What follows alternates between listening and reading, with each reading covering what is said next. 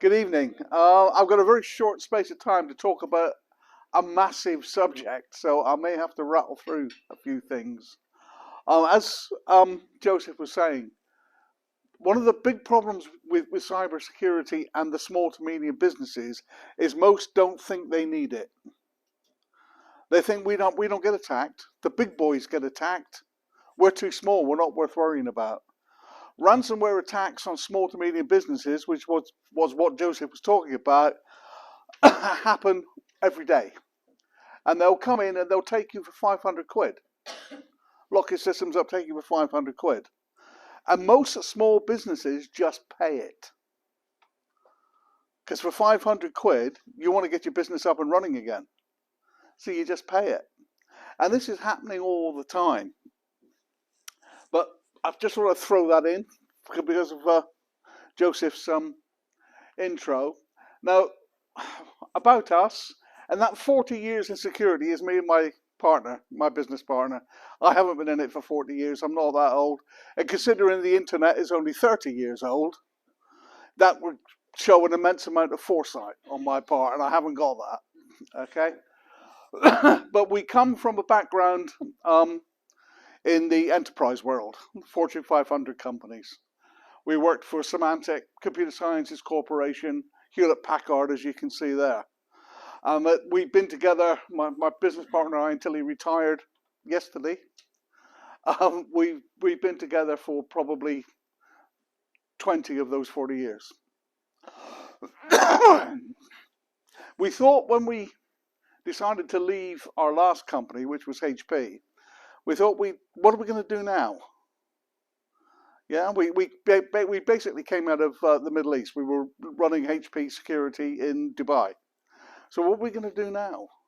We thought, well, let's try and offer services to the SME businesses that we were offering to the big boys, because you are very badly served in IT security or cyber security. You're very, very badly served.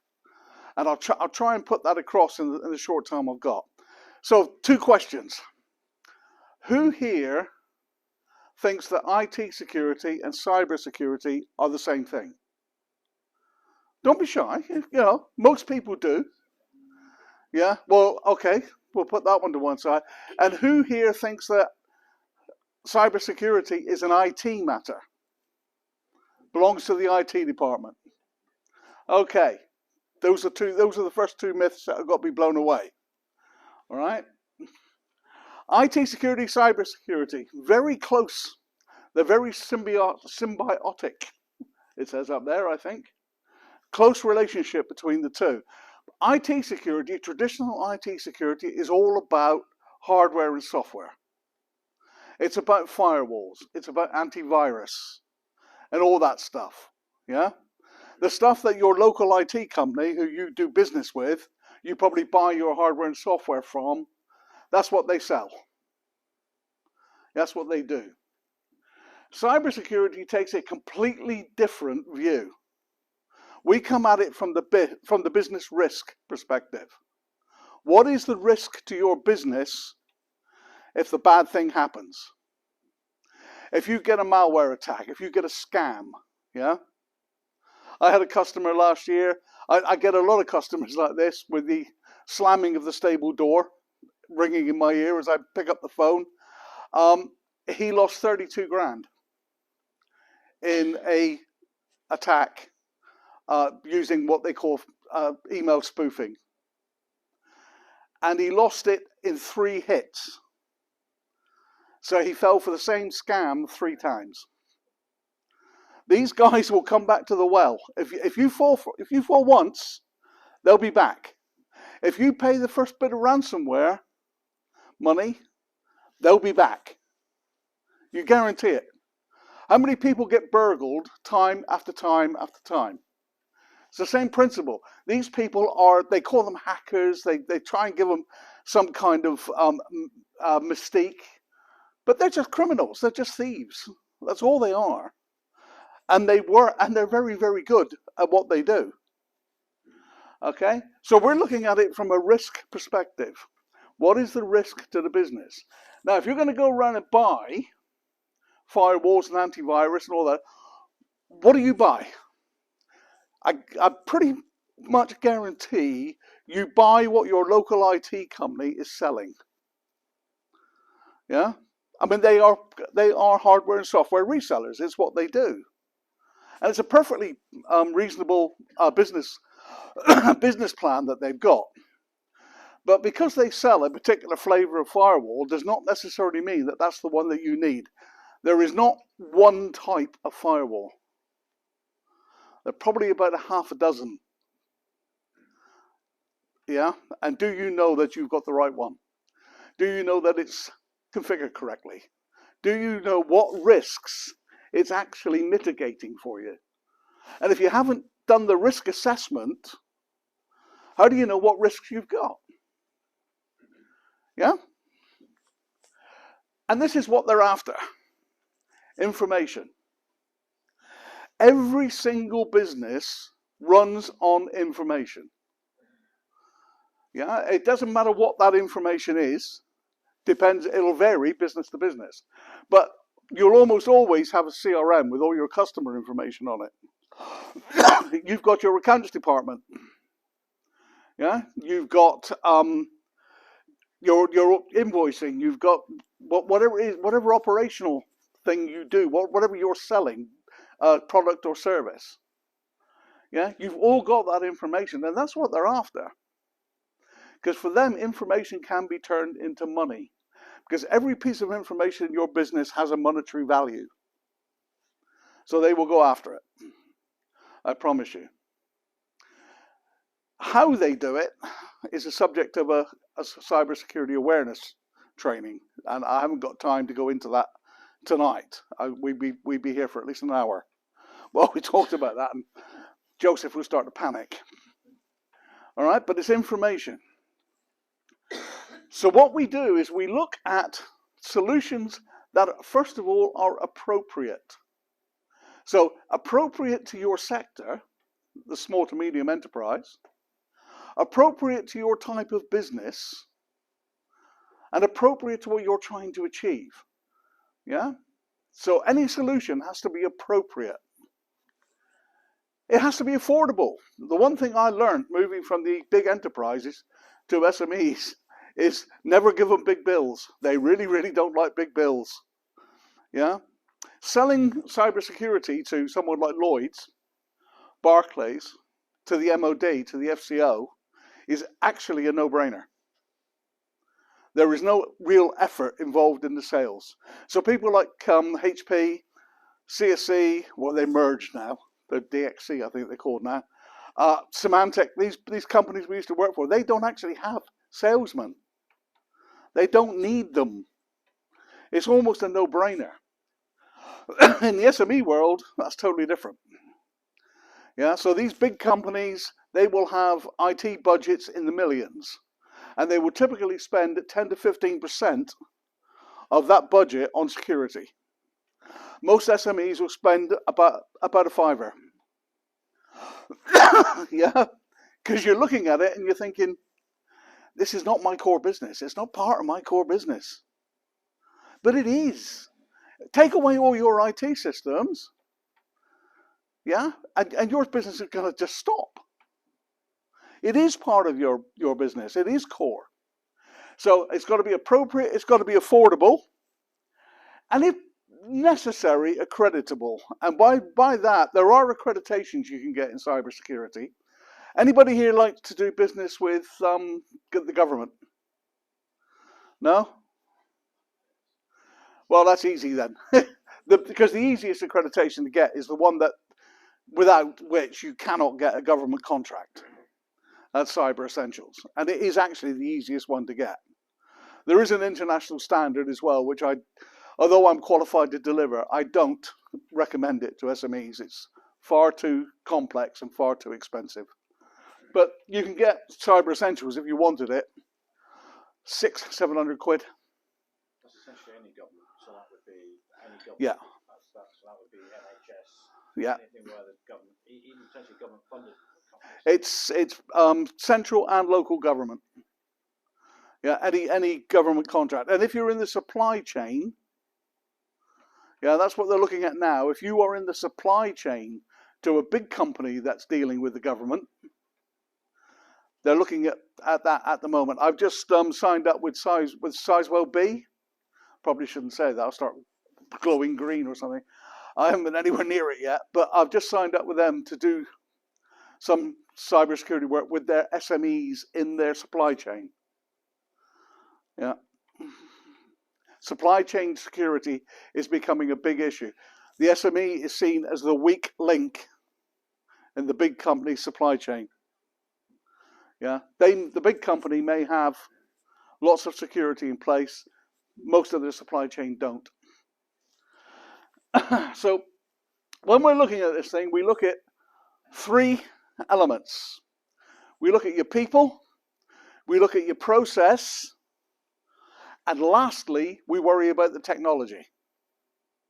We're perfectly capable of doing the technology, but it's not our major focus. And mitigating a risk may require a combination of all those three things. Yeah? Are your people aware of the problems that they face? Do they know? Would they recognize a scam if it slapped them around the head? Probably not. Are your processes robust enough? Yeah, I'll give you one example of that. Talked about that guy who lost 32,000.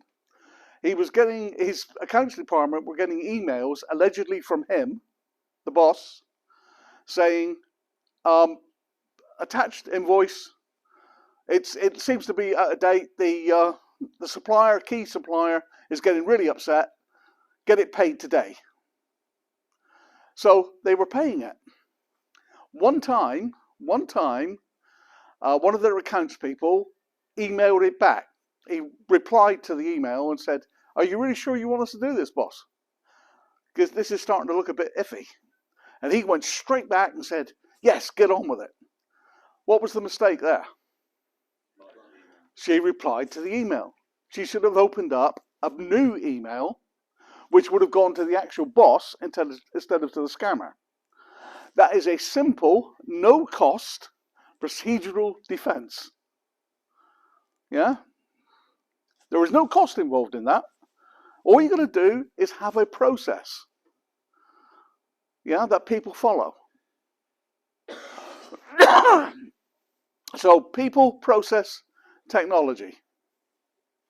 Typically, a bunch of processes or policies around cybersecurity, you probably need about 4 or 5 different policies covering a number of things. And if you're going to throw in Data Protection Act and GDPR, you're probably going to double that number of policies. So if you've been downloading them from the internet and doing a quick top and tail on them, probably not the right thing to do. Okay, so security by its very nature, it is dynamic, it's constantly changing, and it's governed by chaos theory. And what I mean by that is that because it's dynamic, because it's constantly changing, it is chaotic out there. People in my industry are playing catch up all the time. Yeah, we're always on the back foot, playing catch up. The bad guys are the ones with the innovation. We try and get ahead of them. We really do try and get ahead of them, but it's getting more and more difficult. So, one of the biggest, I've noticed some mistakes in that as well. One of the biggest quick wins that you can have is cyber awareness training. And I'm talking about for non-techies, yeah? The ordinary man and woman in the office, particularly in places like your accounts department, in HR, where you've got a shed load of personal data under the Data Protection Act, yeah? Any piece of data or information that can identify a living individual is covered under the Data Protection Act and GDPR, if you do business in the EU still. Yeah? So if your staff don't know what to look out for, how are they going to protect you? They can't protect you. They don't know what's happening. They don't know what's out there. The number of scams, the number of attacks are growing every day. Yeah, so they need to stay aboard this. At least do it in your induction. If you don't do it in your induction, do it at least once a year. Get your staff through it. Once a year, get them to remind it. It's not hugely expensive. Just a little plug. We actually do it with an e-learning course, and we only charge 42 quid. 42 quid a head. For me, that is a no-brainer. An absolute no-brainer. And I'm never cease to be amazed at how many small businesses they don't need it. Yes, you do. And finally, as I said right at the beginning, cybersecurity is not an IT issue. It's a business issue. You can outsource your IT. You can't outsource your responsibility. It's everyone's responsibility. It doesn't just lie with the management. Every employee. And one of the great drivers for an employee is if I lose a shed load of money and I can't afford your job, you're gone. They're protecting themselves as well as protecting you. Yeah? It lies with each and every one of us. And that is my time up, I think. Yeah, brilliant. Any questions for Kevin on this scary subject? Is everyone scared? Yeah. You should be. I just pay for Norton. Oh, best of all, I used to work for Symantec, who sell Norton, and it's one element. How do you know that is covering the risks to your business?